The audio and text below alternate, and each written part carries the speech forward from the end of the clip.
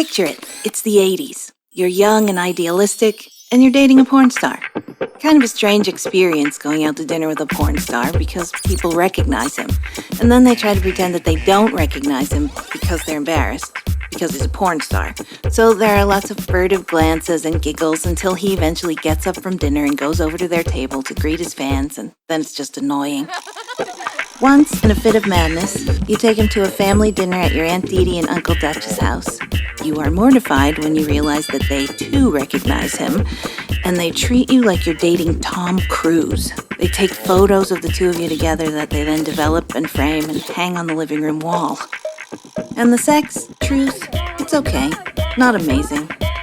You have to do a fair amount of deep breathing on account of the size, the reason he's a porn star. And overall, it just feels so rehearsed. There's even dialogue. Do you like that, baby? Tell me you like that. And you know you're supposed to say, ooh, baby, you know I like that. So you do. The whole thing lacks spontaneity. Sex with him is like being on an amusement park ride. Sure, it's fun, but you just fasten your seatbelt and go along for the ride. And you're aware that pretty much every car is rocketing down that same track, if you know what I mean. Not that it's not exciting, it's just when it's over, you find yourself thinking, I'm glad I'm not one of the people who waited 45 minutes in line for this. It's not like the two of you have a real relationship or anything. It's just dating. He travels a lot for his job. You take him to the airport where you meet up with his colleagues, girls with names like Raven and Cherry and Destiny. Amazing, glossy creatures with fake hair and fake boobs and fake teeth and fake nails. They are actually more Barbie doll than human. And you're this Irish Catholic girl from Pittsburgh. If you had to describe yourself as a doll, you'd say you were kind of a Cabbage Patch type.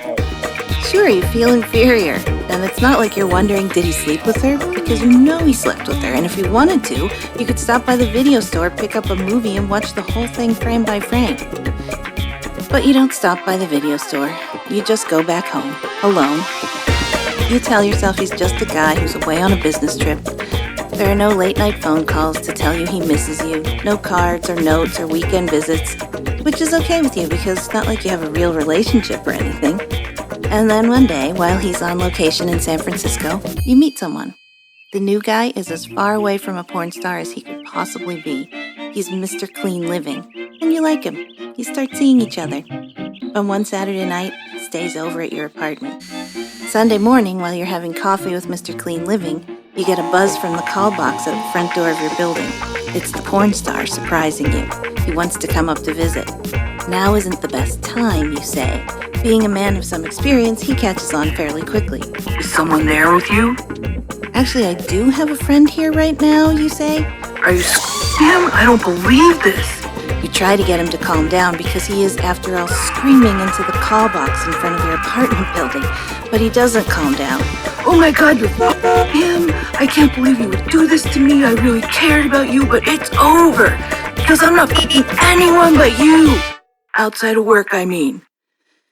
Eventually, he leaves your front door. You never see him again, except on Aunt Dee Dee's wall.